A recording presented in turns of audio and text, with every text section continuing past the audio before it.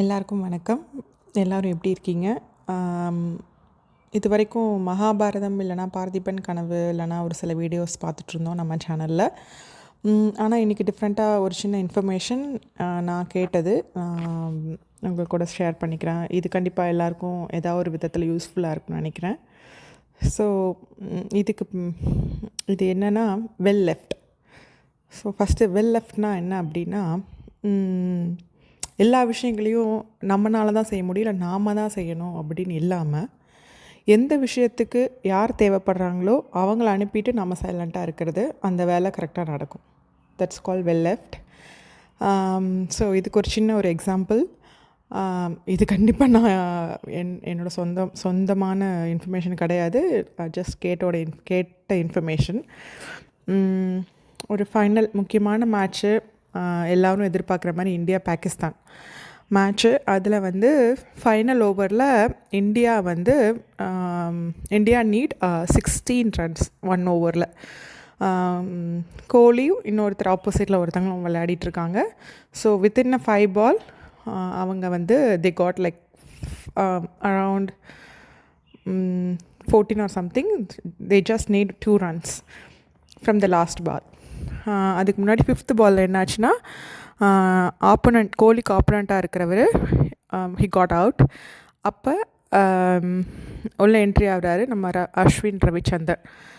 So நினச்சி பாருங்கள், ஆடியன்ஸோட பல்ஸ் எல்லாம் எப்படி இருக்கும் அப்படின்னு. பயங்கரமாக எல்லோரும் ஷவுட் பண்ணுறாங்க. பயங்கரமாக 2 ரன் தான், அடி மாப்பில் அடித்து தூக்கு அப்படின்ற மாதிரி எல்லோரும் ஷவுட் பண்ணுறாங்க. அப்போ அந்த ஹீட் ஆஃப் த மொமெண்ட் எப்படி இருக்கும் அஸ்வின் ரவிச்சந்தருக்கு? பிகாஸ் அவர் தான் அந்த பாலை ஃபேஸ் பண்ண போகிறாரு. தட் டூ அந்த மேட்ச்சில் அவருக்கு ஃபஸ்ட்டு பால்.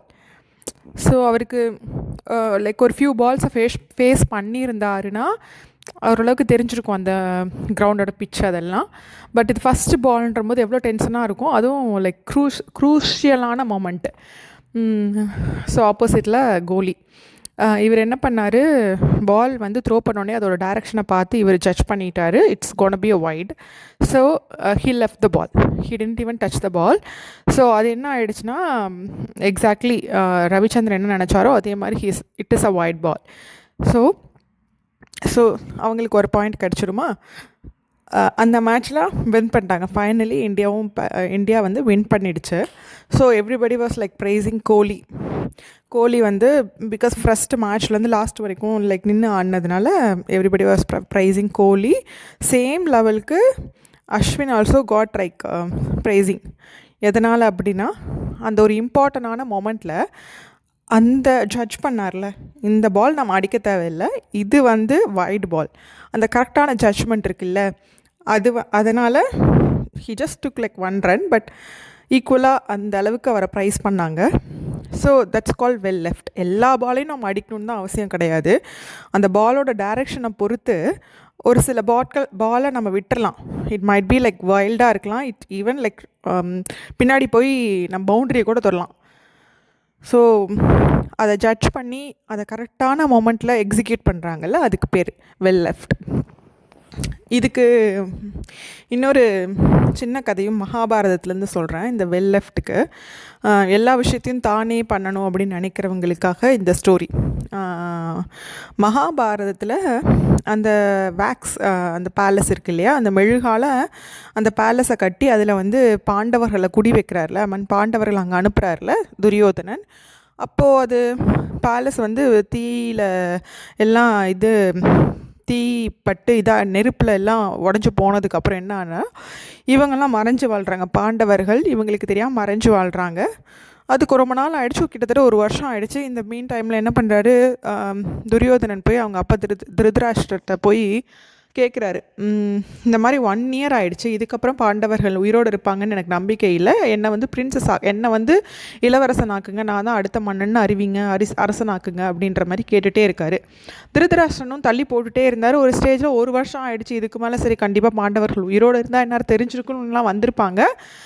அதனால் சரி பட்டாபிஷேகம் பண்ணலான்னு ஒரு நாளை குறித்து அந்த ஈவெண்ட் நடக்க போகுது. இது யாருக்கு தெரியும்? நம்ம பகவான் கிருஷ்ணருக்கு தெரியும். கிருஷ்ணர் என்ன பண்ணுறாரு, கிருஷ்ணராக போய் எதுவுமே பண்ணலை. கிருஷ்ணர் வந்து நேராக அவங்க அண்ணா பரசுராமர்கிட்ட போகிறாரு. பரசுராமர்கிட்ட போய் உன்னோட மாணவன் பகாசுரன் வந்து இறந்துட்டார், யாரோ அவனை வந்து கில் பண்ணிட்டாங்க, கொன்னுட்டாங்க அப்படின்னு சொல்லும்போது பரசுராமனுக்கு பயங்கர கோவம் வந்துடுது. ஏன்னா பகாசுரன் வந்து பெரிய வீரன், அவனை ஈக்குவலாக அவனை கொல்ல முடியும் அப்படின்னா ஒரு 3 பேர்னால தான் முடியும். ஒன்று அவர், இன்னொருத்தர் பீமன், அதுவும் அவரோட மாணவன், அடுத்தது அவரோட மாணவன் துரியோதனன். இப்போ அவர் கொல்லலை, பீமன் உயிரோடு இல்லை, எல்லாரோட கூற்றுப்படி அவர் உயிரோடு இல்லை. அப்போ ஒரே ஒருத்தருக்கு யார் காரணமாக இருக்குன்னா துரியோதனன் காரணமாக இருக்கும். ஸோ அந்த விழாவுக்கு போகிறாரு. வெளியெல்லாம் உள்ளே விழா போயிட்டுருக்கு அப்படின்னு சொன்னோன்னே இவர் கேட்காம உள்ளே போய் துரியோதனனை பார்த்து, நீ எதுக்கு என் மாணவன் பகாசுரனை கொன்ன அப்படின்னு கேட்டும்போது, என்ன குரு சொல்கிறீங்க, நானெல்லாம் கொல்லலை அப்படின்னு சொல்லும்போது, நீ தான் கொண்டிருப்ப, நான் கொல்லலை, பீமன் உயிரோடு இல்லை, அப்போ நீ தானே கொண்டிருப்ப அப்படின்னு சொல்லி வாக்குவாதம் பண்ணுறாரு. இதை வந்து அங்கே இருக்கிற அவங்க சித்தப்பா யார், விதுரன் வந்து ரொம்ப நல்லவர், அவங்களுக்கு வந்து பாண்டவர்களை பிடிக்கும். அவர் தான் வந்து சொல்லியிருப்பார் குந்திக்கிட்ட, அந்த பேலஸில் எனக்கு ஒரு டவுட்டாக இருக்குது, ரொம்ப கேர்ஃபுல்லாக இருங்க, அப்படி ஏதாவது ஒன்று ஆச்சுன்னா அதில் ஒரு சுரங்க வழி இருக்குது, அதை வழியாக நீங்கள் எஸ்கேப் ஆயிருங்கன்னு சொல்லியிருப்பார். விதுரனுக்கு கொஞ்சம் டவுட் இருந்தது, அவங்க கண்டிப்பாக எஸ்கேப் ஆகிருப்பாங்க அப்படின்னு. இப்போ இதை கேட்டோன்னே விதுரன் வந்து உடனே எழுந்து சொல்கிறாரு, பரசுராமன் சொல்கிறபடி உண்மையாக இருந்ததுன்னா பீமன் வந்து உயிரோடு தான் இருக்கார், பீமன் உயிரோடு இருந்தால் ஆட்டோமேட்டிக்காக தர்மரும் உயிரோடு தான் இருப்பார். ஸோ இந்த பட்டமளிப்பு விழாவை நம்ம கேன்சல் பண்ணலாம் அப்படின்னு சொல்கிறாரு. ஏன்னா தர்மர் தான் வந்து முதல் வாரிசு, தர்மர் தான் வந்துட்டு துரியோதனனுக்கு முன்னாடி பிறந்தவர்.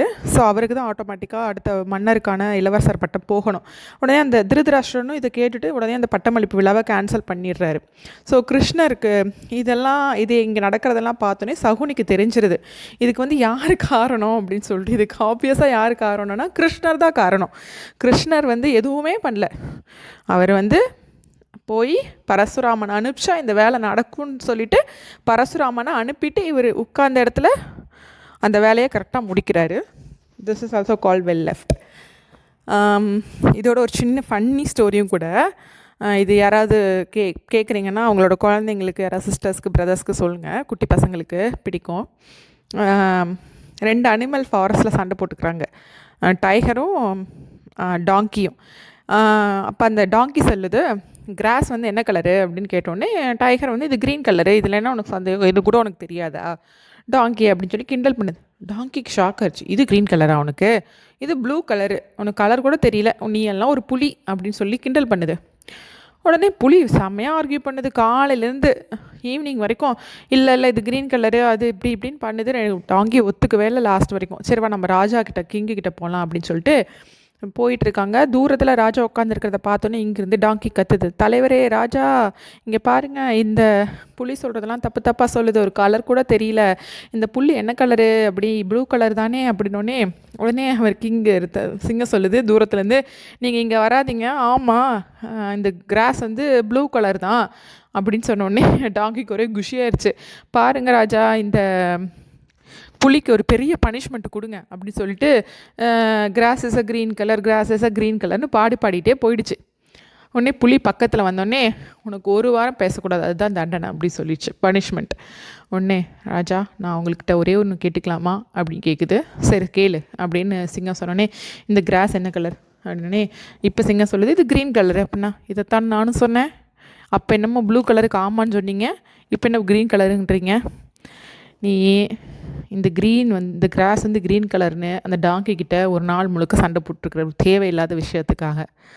அப்படி நீங்கள் 2 பேரும் சண்டை போட்டு நேரத்தை வீணடித்ததும் இல்லாமல் நீங்கள் 2 பேரும் என்கிட்ட சேர்ந்து என்னோடய நேரத்தையும் வீணடிக்க பார்க்குறீங்களா, அதனால தான் உனக்கு அந்த பனிஷ்மெண்ட்டு அப்படின்னு சொல்லுது. So it's just a funny story. Bye, நாளைக்கு பார்க்கலாம். நன்றி, வணக்கம்.